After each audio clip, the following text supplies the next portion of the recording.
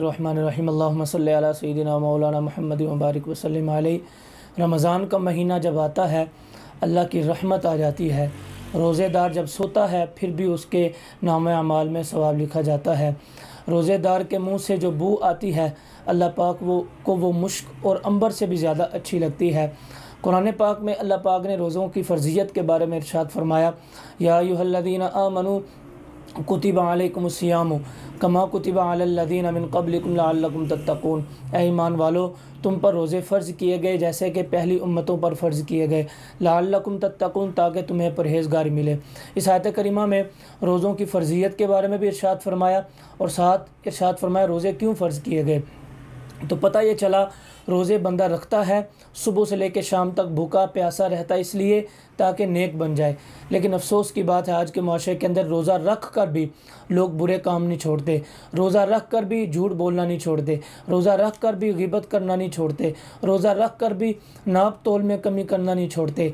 इसके बारे में रसूलुल्लाह सल्लल्लाहु अलैहि वसल्लम ने इरशाद फरमाया, जो बंदा रोज़ा रख कर भी रमज़ान के महीने के अंदर भी झूठ बोलना ना छोड़े, बुरे काम करना ना छोड़े, अल्लाह के हबीब सल्लल्लाहु अलैहि वसल्लम ने इरशाद फरमाया, फ़लैसा लिल्लाहि हाजतुन फ़ी अन यदअ तआमहु व शराबहु।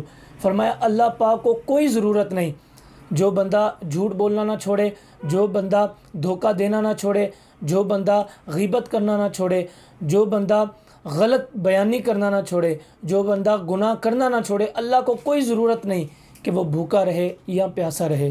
क्योंकि अल्लाह पाक ने रोज़े इसलिए फ़र्ज़ किए थे ताकि मुसलमान तमाम गुनाहों से बचकर रोज़े रखे। जब गुनाहों से बचकर रोज़े रखेगा तो अल्लाह तबारक व तआला उसको परहेज़गार बना देगा, नेक बना देगा। तो इसलिए जो लोग रमज़ान के महीने का अदब एहतराम नहीं करते, सिर्फ़ इतना समझते हैं कि हमने सुबह से लेकर शाम तक भूखे रहना है, सुबह से लेकर शाम तक हमने प्यासे रहना है और इसी को रोज़े का नाम दिया हुआ है। हालांकि इसका नाम भी रोज़ा है और झूठ से बचने का नाम भी रोज़ा है, ग़ीबत से बचने का नाम भी रोज़ा है, तमाम गुनाहों से बचने का नाम भी रोज़ा है। तो इसलिए रमज़ान का महीना जब आ गया है तो इसको गनीमत समझकर ऐसा गुजारें कि अल्लाह भी राज़ी हो जाए, रसूलुल्लाह सल्लल्लाहु ताला अलैहि वसल्लम भी राज़ी हो जाएं। अल्लाह तबारक व तआला मुझे भी आपको भी अमल करने की तौफ़ीक़ अता फ़रमाए।